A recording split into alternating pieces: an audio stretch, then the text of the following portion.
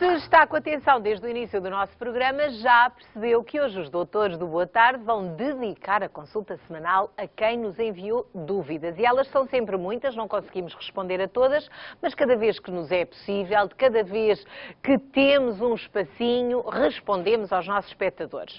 E hoje há um consultório repleto de dicas e conselhos médicos.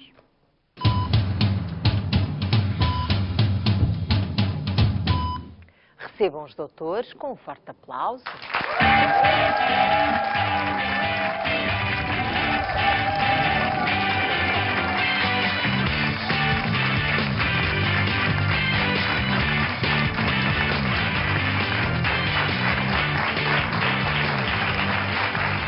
Olá, boa tarde, bem-vindos. Que bem que está hoje o Dr. Pedro acompanhado, está aqui.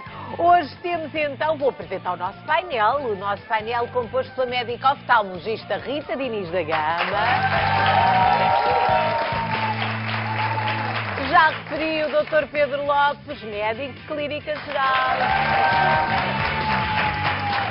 E hoje temos cá também a nutricionista Helena Cid.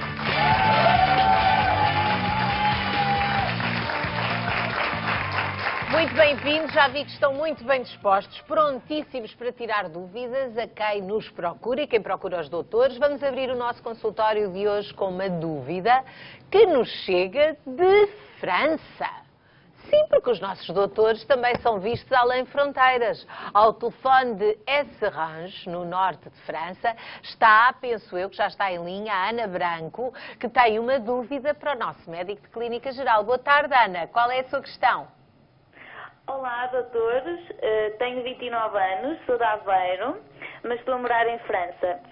Eu deixei de fumar há 3 anos e descobri que tenho sinusite e rinite alérgica. Desde então, e de vez em quando, dependendo das alterações climáticas, fico com a cara inchada, principalmente os olhos, e quando assim é, tomo antibiótico e um antihistamínico. Além disso, sinto a garganta muito seca.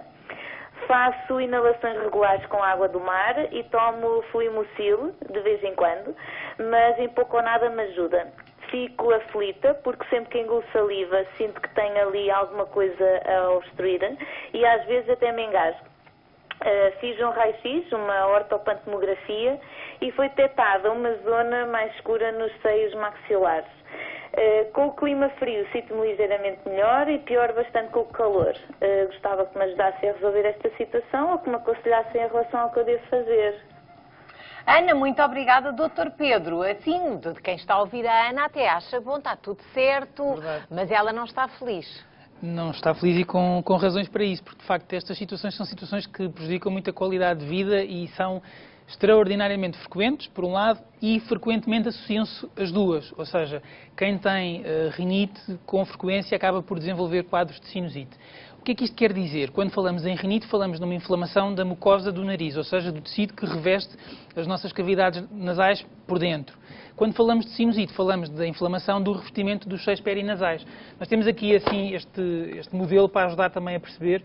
Temos aqui as cavidades nasais e o nosso crânio tem uma série de cavidades. A mucosa que reveste estas cavidades das nossas fossas nasais tem pequenos orifícios que permitem o arejamento dos tais seios perinasais. E, portanto, o que acontece é que quando há inflamação desta mucosa, o que ocorre é um encerramento desses orifícios que permitem o arejamento e, portanto, aquelas cavidades que é suposto serem arejadas ficam fechadas e não drenam o muco que vão produzindo. Portanto, esse muco acumulado é um bom meio de cultura para bactérias e, portanto, fazem com frequência depois infecções a posteriori.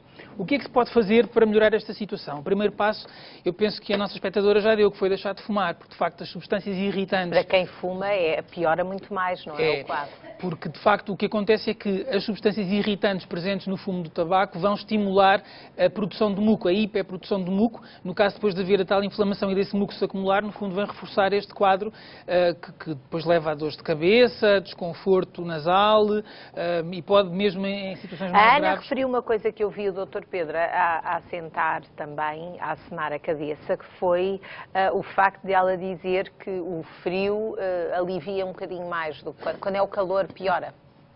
as variações climáticas, sobretudo as mudanças de estação, podem de facto alterar estes quadros, porque há vários tipos de rinite. Há a rinite que é alérgica, ou seja, que responde a alergenos do meio ambiente. Alergenos são substâncias capazes de provocar uma reação alérgica. Há rinites que são sensíveis à temperatura e, portanto, no quadro da nossa espectadora, provavelmente as variações de temperatura podem, de facto, fazer também agravar essa inflamação. Em termos de medidas, ela já está a fazer algumas delas, ou seja, deixar de fumar foi uma etapa muito importante neste processo. Um outro aspecto é ingerir uma quantidade substancial de líquidos, cerca de 1,5 litro, 2 litros de água por dia, o que corresponde mais ou menos a 8 a 10 copos de água, porque quanto mais líquidos ingerir, mais fluidas vão ficar as secreções, mais fácil é drená-las, escoá-las. Depois fazer uma lavagem nasal, quer com soro, com unidose ou com uma pequena seringa, ou com água do mar. Deve, de facto, fazer-se esta higiene nasal de uma forma muito regular e muito sistemática para ajudar a eliminar aquelas secreções que mais secas acabam por aderir à parede da mucosa e dificultar o conforto, ou prejudicar o conforto. E muitas vezes as pessoas referem que no período da noite acabam por acordar de manhã muito piores do que aquilo que se deitaram. Ou não dormir. Ou não dormir convenientemente porque ficam com dificuldade em respirar. Mas, de facto, de noite, muitas dessas pessoas, depois, como não respiram bem pelo nariz, tendem a dormir de boca aberta. Dormem de boca aberta, secam mais as secreções e, portanto, isso acaba por agravar a situação.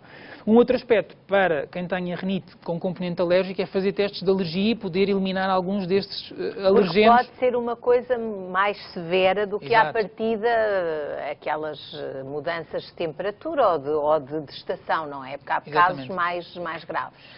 Aliás, esta semana há um alerta, inclusivamente, do ponto de vista das sociedades científicas para a população, porque vai haver, de facto, uma grande libertação de pólenes no ar, que teve a ver com esta mudança rápida de temperatura e, portanto, quem sofre de alergias vai ter uma semana terrível até quinta-feira, porque a concentração de pólenes na atmosfera é muito elevada. Mas para quem tem esse componente alérgico, outro aspecto muito importante e que eu recomendo aos meus doentes que façam ciclos, normalmente não inferiores a 3 semanas, é fazer um antihistamínico em comprimidos e um corticoide nasal, um spray nasal. Fazer um antihistamínico uma vez ao dia, o corticoide de manhã e à noite, um puff em cada narina, para ajudar a reduzir essa inflamação e, portanto, reduzir a resposta inflamatória, a resposta alérgica em caso de exposição a um alergeno. Estes são os princípios básicos. Obviamente, cada caso é um caso e, portanto, o aconselhamento por parte do médico e uma avaliação objetiva por parte do médico, neste caso, será essencial para orientar o melhor possível a situação. Portanto, às vezes não é ficar à espera que passe, há realmente coisas que podem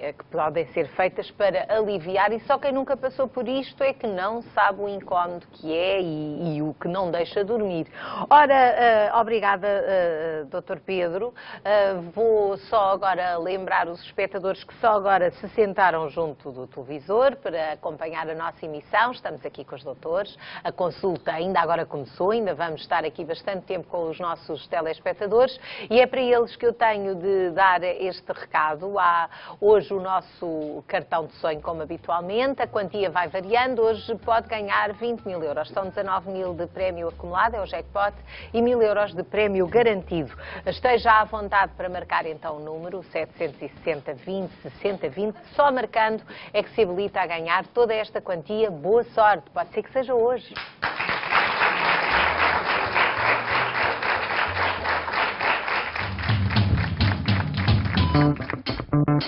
Há quem diga que engordar é mais difícil do que emagrecer. Será verdade? Confira com os doutores já a seguir.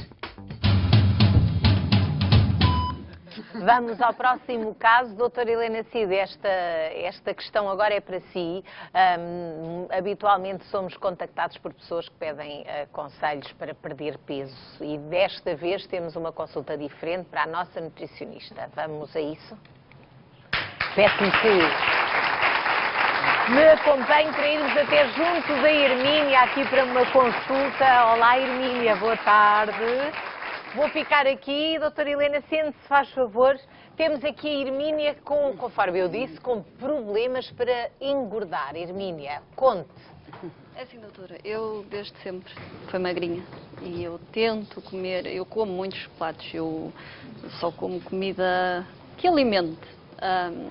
E nada, não consigo, não... Com muitas calorias, é isso? Muitas calorias. E tem família, como é que é? Tem alguns casos na família que... É assim, o meu pai é magrinho, mas a minha mãe já é mais cheinha. Mas Sabe que às vezes é uma dificuldade em absorver melhor os nutrientes. Acho que é uma coisa muito importante tentar fazer uma pesquisa, um diagnóstico com algum médico. Depois, uma coisa muito importante é que para engordar é sempre importante recorrer a um nutricionista. Porquê? Porque muitas vezes nós, como sentimos que não engordamos, comemos de tudo e muitas vezes não comemos aqueles alimentos mais saudáveis. Acabamos por exagerar no final do dia.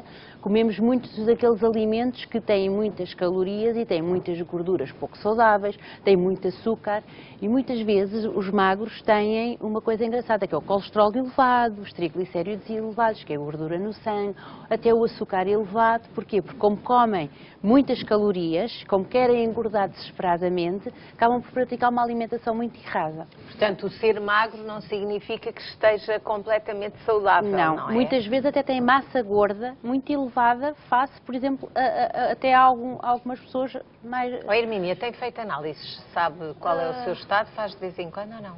É raro, mas costumam estar boas. Costumam, muito Sim, bem. sim. Mas é um risco, É um não é? risco, alerta que quer e é um fazer. alerta e é muito importante, porque isto ainda é muito nova, porque isto às vezes, à medida que a idade vai avançando, muitas vezes esses problemas vão-se acumulando e depois originam cedo algum problema.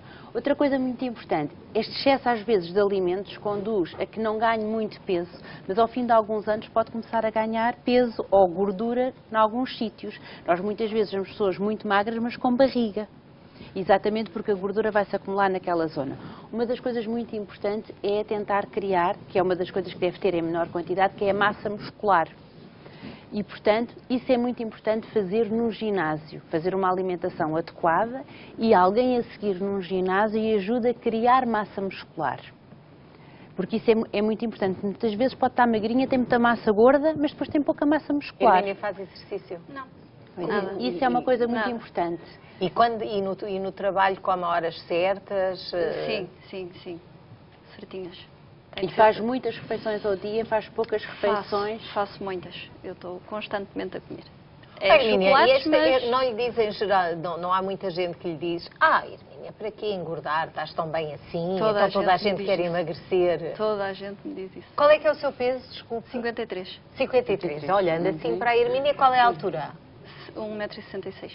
Que tal? Podia ser podia ter um bocadinho mais de peso, mas muitas vezes até com a idade isso vai acontecendo. Mas uma das coisas muito importantes para ganhar peso é ganhar massa muscular. Isso é muito importante fazer num ginásio com alguém que a ajude a fazer exercícios para criar massa muscular. Porque muitas vezes as pessoas muito magras gastam muita massa muscular.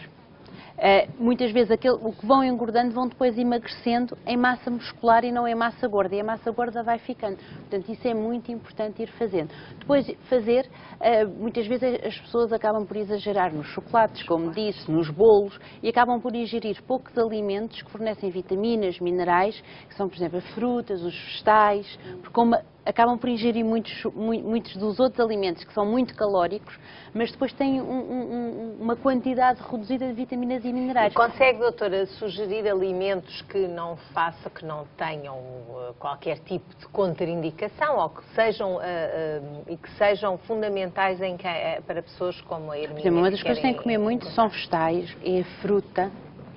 E fruta variada, para poder obter um leque variado, porque provavelmente até absorve pouco.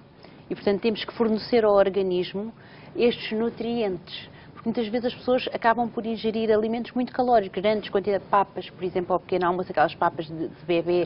Há muitas coisas, percebi. Como são muito calóricas, nós queremos que um bebê de 6, 7 meses cresça muito rapidamente, não é? E, portanto, tem um grande aporte calórico. Portanto, é errado pensar-se que engordar é só ingerir calorias. Isso é a lição que tiramos daqui desta consulta. Sem dúvida nenhuma, e muitas vezes até tem falta de algumas vitaminas e de alguns minerais, porque pode absorver menos, portanto tem que fornecer. Não esquecer ingerir vegetais, fruta variar a alimentação e variar a alimentação, carne, peixe. Depois tem que estar sempre a acompanhar uma fonte de hidratos de carbono, de arroz, de massa, para poder absorver as proteínas. Nós, para fazer músculo, precisamos sempre de um açúcar. E, portanto, que vem da massa, do arroz, das batatas. Portanto, é muito importante associar à carne e ao peixe sempre estes alimentos. Afinal, não são os chocolates e as papas, Não, Hermínia. afinal estava errado. Muitas vezes podemos ingerir e temos que Também, fazer um aporte. mas Agora, é, não esquecer... esta falsa ideia que a Hermínia tem de se comer coisas com muitas calorias que ganha peso, pelos vistos não tem ganho, não é? Mas Hermínia, tem que fazer de uma muita forma... saúde para si, atenção Obrigada. aos conselhos da doutora Helena e pronto, obrigada por ter vindo. Uma salva de palmas para a Hermínia. Obrigada. E para a doutora Helena. Podemos voltar ao nosso lugar para continuarmos a nossa consulta. Ora, agora é a vez de passar à nossa médica especialista, mas de oftalmologia. Doutora Rita, tenho aqui mais uma questão de uma espectadora, da Marlene Sá, que nos enviou um e-mail, onde diz que fez um transplante da córnea há cerca de 1 ano, mas que ainda vê tudo desfocado. A Marlene pergunta se é normal passar este tempo e ela ainda não ter uma visão nítida. É normal. Vou falar primeiro um bocadinho do transplante de córnea Sim, para as é pessoas uma saberem do que é que curiosidade que as estamos a pessoas, se falar. calhar, há muita gente que nem acha que isto é possível, não é? É possível e acho que hoje pela primeira vez estamos a falar daqueles assuntos, vamos falar de assuntos importantes e graves dentro da oftalmologia. A córnea é esta estrutura que está aqui, é uma estrutura transparente, como veem, e é a estrutura que está em contacto direto com o exterior. A luz tem que atravessar a córnea e todas as outras estruturas, portanto é a primeira que atravessa, para que a imagem se forme. E esta é a zona onde a imagem se forma. O que significa que quando existe uma doença da córnea em que ela perca a transparência, obviamente que esta luz que entra é muito menor e a imagem é desfocada. Eu não sei qual foi o motivo pelo qual esta nossa telespectadora fez um transplante de córnea, mas há várias doenças. Se for uma pessoa jovem, há doenças da córnea que são congénitas e que levam à perda de transparência ao longo do tempo. Quando se faz um transplante de córnea, recorta-se um bocadinho da córnea central e coloca-se uma outra córnea que é chamada córnea da Dora.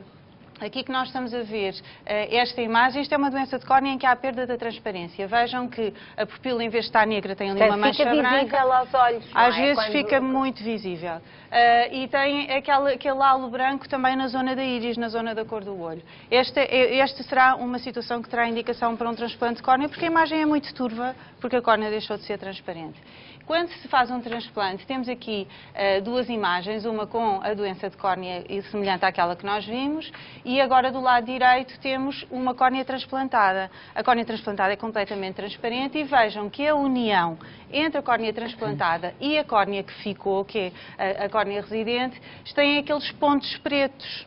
Aquilo são pontos de ligação das estruturas e aqueles fios são tão fininhos, são mais fininhos que um fio de cabelo. Portanto, isto tudo são cirurgias que são feitas ao microscópio. É uma imagem muito ampliada. Se nós estivermos a ver isto a olho nu, como se costuma dizer, não a olho nu não conseguimos se vê, perceber. porque são muito fininhos. Alguns destes pontos, às vezes, estão muito apertados e outros estão mais largos. Isto dá uma certa distorção da córnea e pode levar alguns meses até retirarem-se esses pontos. E isso, sim, pode ser motivo para que tenha uma visão desfocada. O outro motivo será o início da rejeição.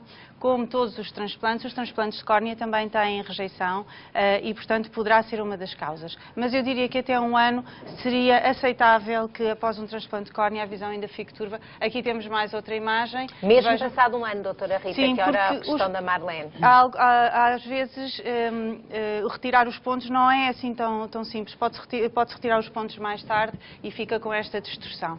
Desde que o transplante esteja transparente, e só o oftalmologista pode garantir, é que temos a certeza absoluta que está tudo a correr bem. Portanto, a Marlene tem, à partida, não tem razões para ficar preocupada? Eu não ficaria para já preocupada, mas obviamente só o oftalmologista dela é que poderá esclarecer mais alguma questão que eventualmente surja. Mas provavelmente também era isso, ela se calhar gostava de ouvir de outra pessoa, porque muitas vezes isso acontece com os pacientes, não é? Quer dizer, por mais confiança que tenham nos médicos, ficam com curiosidade de saber, será que é mesmo assim? Portanto, não se leva a mal quando isso acontece. Com certeza que não, e até porque isto são situações raras. E, portanto, às vezes as pessoas sentem-se um pouco sozinhas e precisam de saber uma outra opinião, porque a maior parte das pessoas não passa por isto. Muito bem, aqui é realmente uma situação grave. Ficamos também a saber que é possível haver o transplante da córnea, que tanta falta faz para a visão. Faço mais uma pausa no nosso programa. Não se esqueça do cartão de sonho. Hoje pode ganhar 20 mil euros, são 19 mil no jackpot, no prémio acumulado. Ainda temos 1000 euros garantidos para a chamada selecionada.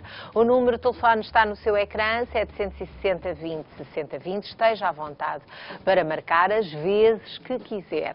Pode marcar as vezes que quiser, de todas as vezes que marca o número, o seu número de telefone, ou aliás, do telefone de onde marca, de um telemóvel, de um telefone fixo, esse número, o seu, fica nos registros. Portanto, quanto mais registros houver, mais possibilidade há de ganhar o cartão de sonho, mas como eu já tenho dito, uma chamada é o suficiente para se inscrever e, quem sabe, ganhar o cartão.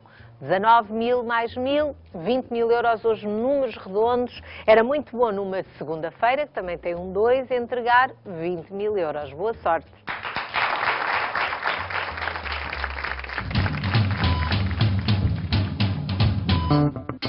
Sabia que cerca de 40% dos doentes com refluxo gástrico não respondem à medicação? O que está na origem deste problema? Os doutores respondem já a seguir. Doutor Pedro, mais um telefonema para si. Desta vez as dúvidas chegam da Juliana, que tanto quanto sei está em Paredes. Olá, Juliana, somos todos ouvidos. Pode colocar a sua questão. Boa tarde, Sr. Doutor. Boa tarde. A minha questão é o seguinte. Eu, por volta dos meus 2 anos de idade, ingeri lexívia, que é onde me queimado as paredes do esófago e do estômago. Sempre fui uma criança que sempre tive bastantes vômitos, ou seja, vomitava constantemente, sem fazer grandes forças. Aos 17 anos fiz a primeira endoscopia digestiva alta, que me foi diagnosticado o vírus Helicobacter pylori. Agora, há um mês atrás, fiz a segunda endoscopia, que me foi diagnosticado gastrite crónica. O que a médica me disse, supostamente, é que nada disto, ou seja, que não poderia fazer nada, que isto seria um problema ou seja, que teria de viver com isto para sempre. Não me receitou medicação e nem me aconselhou aos alimentos que devia evitar ou aos alimentos que devia comer. E era isso que eu queria saber, supostamente. Portanto, Juliana, muito obrigada. Doutor Pedro, eu acho que aquilo que a Juliana mais estranhou foi o não haver nada a fazer, mas não há alimentos que podem provocar mais um desconforto do que outro. Há várias situações aqui neste caso da Juliana que importa separarmos. A primeira tem que ver com a infecção pelo Helicobacter pylori. Ao contrário do que a Juliana disse, o Helicobacter é uma bactéria que contamina o estômago de 60% da população, que se adquire normalmente na infância e que, de facto, é esta bactéria que estamos a ver na imagem, que é extraordinariamente frequente e tem que ver com o facto das crianças, como têm menos cuidados em termos de higiene, levarem as mãos à boca, os alimentos poderem estar contaminados. Isto não tem a ver com o facto de ela ter ingerido lexívia em criança, porque pode haver aquela ideia, ela tem estes problemas porque já está detectado que é esta bactéria, não é? Em cada 100 pessoas, 60 têm esta bactéria no estômago e a grande maioria delas vive sem qualquer sintoma. E, portanto, não é motivo de grande cuidado, ou de maior cuidado. O que acontece é que, nas pessoas que desenvolvem sintomas, em que se faz a pesquisa desta bactéria, em que se encontra esta bactéria, deve-se fazer erradicação, ou seja, a sua eliminação. Como é que isso se faz? Normalmente com recurso a tratamento com 2 antibióticos e um medicamento para inibir a secreção ácida do estômago. Isto por um lado. Depois, por outro lado, temos aqui uma situação que, de acordo com aquilo que a Juliana nos refere, há uma história antiga de ingestão de lexívia, que pode ter provocado uma lesão do tubo digestivo, do esófago e do estômago, e isso poder mascarar ou distorcer um bocadinho aquilo que é a história natural deste tipo de doença. Na maioria dos casos em que há gastrite, inflamação da mucosa do estômago, ou em que há esofagite, inflamação da mucosa do esófago, há normalmente associado episódios de refluxo, ou seja, quando o conteúdo do estômago passa para o esófago. E isso leva ao aparecimento de sintomas que são normalmente sintomas típicos. Aquela sensação de ardor, de azia, de sentir a comida vir à boca, enfartamento depois das refeições. Portanto, é uma mescla de sintomas muito heterogénea, que cada pessoa tem o seu padrão de sintomas, Isso não traduz a existência de uma lesão visível à endoscopia, portanto, mesmo depois da endoscopia que a Juliana fez, pode não haver nenhuma lesão observável à endoscopia, mas haver uma pequena lesão microscópica da própria mucosa. E, portanto, há coisas que se podem fazer para melhorar estes sintomas. Medidas gerais. A primeira medida é elevar um bocadinho a cabeceira da cama. Para quê? Para reduzir ao máximo os episódios de refluxo noturno. Porque a gravidade, quando nós estamos deitados, favorece que haja conteúdo do estômago a refluir, a voltar para trás e a agredir a mucosa do esófago. Isso por um lado. Depois, em termos de alimentos, evitar alguns alimentos que aumentam a acidez. Refeições muito ricas em gordura, o café, as bebidas gaseificadas, o chocolate, os citrinos, são tudo alimentos que, de facto, os picantes, são tudo alimentos e condimentos que podem agravar... Para quem tem refluxo, isso deve evitar. Agrava. A doutora Helena diz que sim, portanto, estamos de acordo nessa matéria. E o álcool. O álcool também. Portanto, o álcool por uma dupla razão. Por um lado, porque aumenta a produção de ácido, por outro, porque relaxa o músculo, a tonicidade do esfíncter esofágico inferior. Portanto, aquilo que foi ingerido mais facilmente vem para cima. Exatamente. E quando estas medidas não funcionam, então faz sentido utilizar medicamentos. De há 20 anos a esta parte, a grande maioria das pessoas faz medicamentos para inibir a produção de ácido do estômago. E na grande maioria dos casos, isso é suficiente. Temos aqui 2 exemplos, 2 medicamentos, com o seu nome genérico, não nome comercial, que reduzem a produção de ácido do estômago. Mas acontece que uma parte significativa das pessoas, ainda assim com esta medicação, continua a ter sintomas e, portanto, acaba por recorrer a antiácidos, que são as pastilhas, aqueles coisinhas para chupar, que ajudam exatamente, a reduzir aqueles sintomas agudos que surgem após uma refeição um bocadinho mais pesada ou numa situação particular. Estas pessoas que fazem esta medicação têm que ter alguns cuidados. Por exemplo, quem faz inibidores da secreção ácida desta família do omeprazol, que é o nome do princípio ativo, tem que ter o cuidado de o fazer em jejum. E nem todas as pessoas têm esse cuidado. E fazer em jejum não é tomar antes do pequeno almoço, é tomar meia hora antes do pequeno almoço e deixar o medicamento fazer, de facto, o seu devido efeito. E muitas vezes, quando falamos de pessoas que são refratárias ou que não respondem a estes tratamentos, é porque elas não fazem adequadamente o tratamento como deve ser feito e fazem depois da refeição ou fazem à noite. Depois, em associação, podem, de facto, fazer-se outros inibidores da secreção ácida, mas que se fazem à noite, estes da família da ranitidina, que são mais antigos.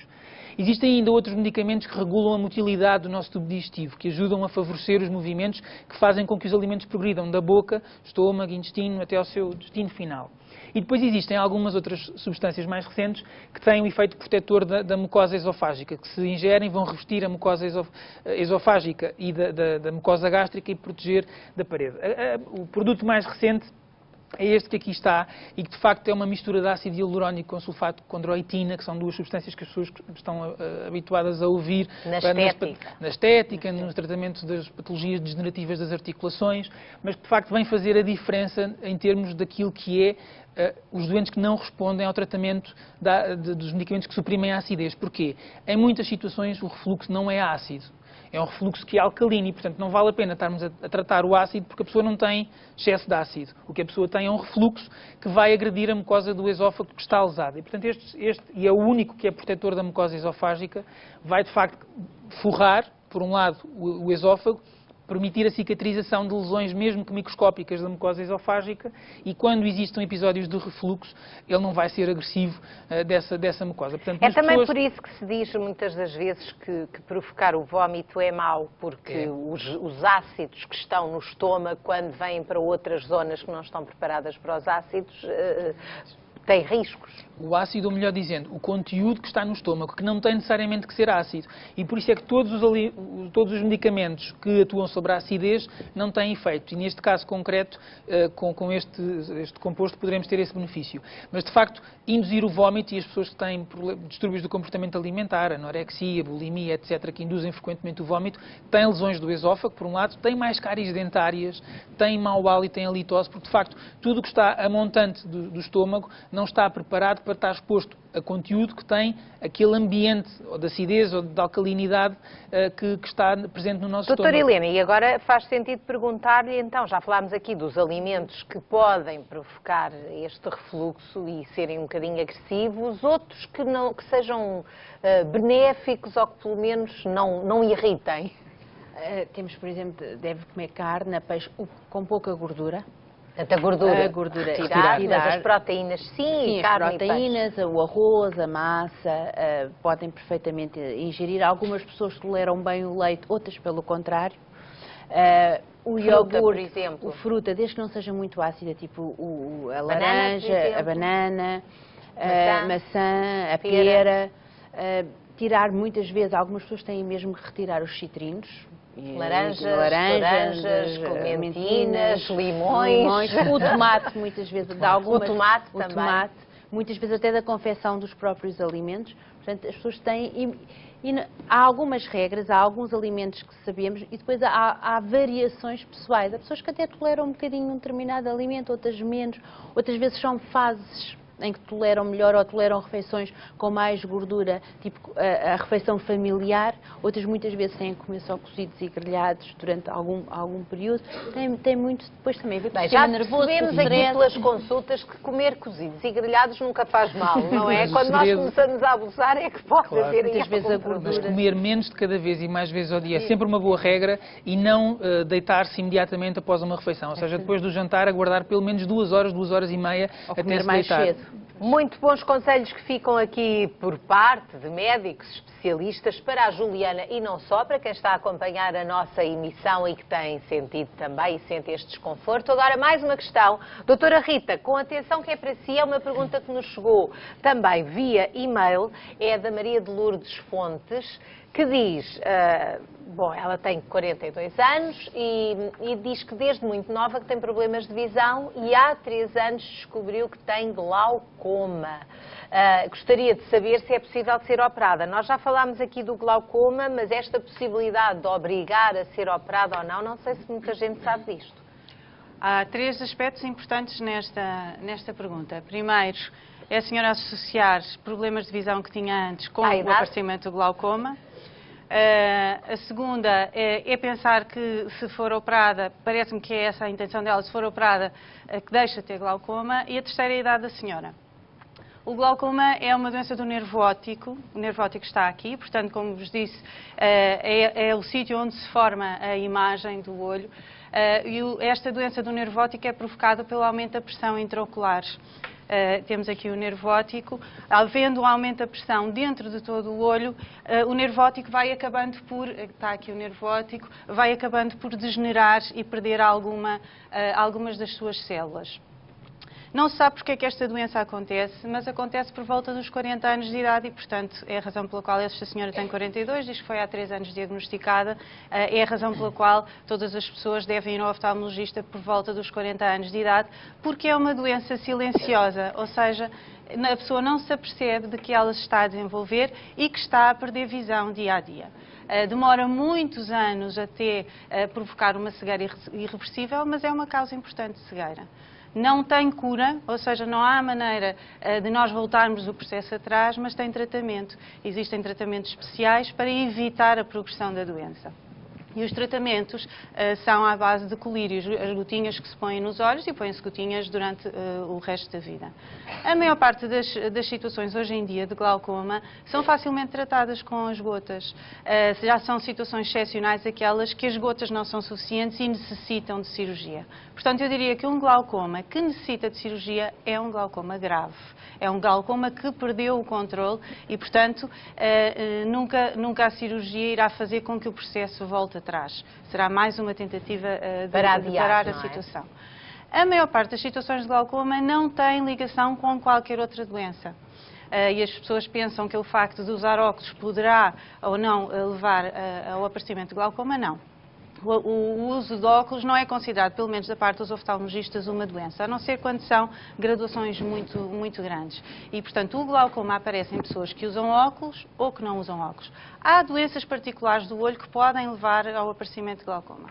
As doenças inflamatórias intraoculares, a diabetes, todas essas levam. Portanto, quando a senhora diz que já teve problemas de visão, eu não sei exatamente o que é que está a falar. Pode ter sido uma coisa dessas ou não. De qualquer modo, é muito importante esta mensagem que deixa aqui, é que mesmo quem nunca precisou ou acha que nunca precisou de ir ao oftalmologista, porque sempre teve uma visão boa, tanto perto como longe, a partir de uma determinada idade convém verificar se está tudo bem, não é? E a principal Diria os preocupação 40 anos. Sim, a principal preocupação é esta, porque esta é uma doença que é silenciosa, a pessoa não se apercebe, é lenta e nós fazemos a medição constantemente nos nossos consultórios, os oftalmologistas. As pessoas que já foram ao oftalmologista, já devem ter experimentado o exame em que se sentam sopros nos olhos. Isso é a medição da pressão intraocular. Sabem, se isso acontecer, estão a fazer um rastreio de glaucoma. Portanto, pode não haver, pode lá estar sem a pessoa dar por isso, porque quando tem os sinais já pode ser um bocadinho tarde demais e, portanto, é mesmo importante ficar aqui esta mensagem. Espero que tenha sido útil este esclarecimento da doutora Rita, com certeza, para a Maria de Lourdes, com certeza que sim. E já agora, já que falámos do e-mail da Maria de Lourdes, eu passo para um outro e-mail que recebemos, desta vez da Joana, que nos vê a partir do Funchal. Hoje já fomos até França, agora vamos à Ilha da Madeira. E a Joana queixa-se com muitas comichões na planta do pé. Diz que os pés até costumam pelar, ficar sem a pele, e pergunta o que é que pode fazer. Ora, nós enviámos a questão da Joana para quem seria mais indicado para lhe responder, a nossa médica dermatologista Alexandra Osório, que não quis deixar de lhe dar uma resposta. Olá Joana, eu vi o seu mail e as fotografias que mandou. Trata-se do eczema desidrótico, simplesmente, é uma doença autolimitada que aparece na transição das estações do ano. É uma patologia que afeta, como referiu aqui e mostrou nas fotografias, os dedos das mãos, os dedos dos pés, a palma da mão e a planta dos pés.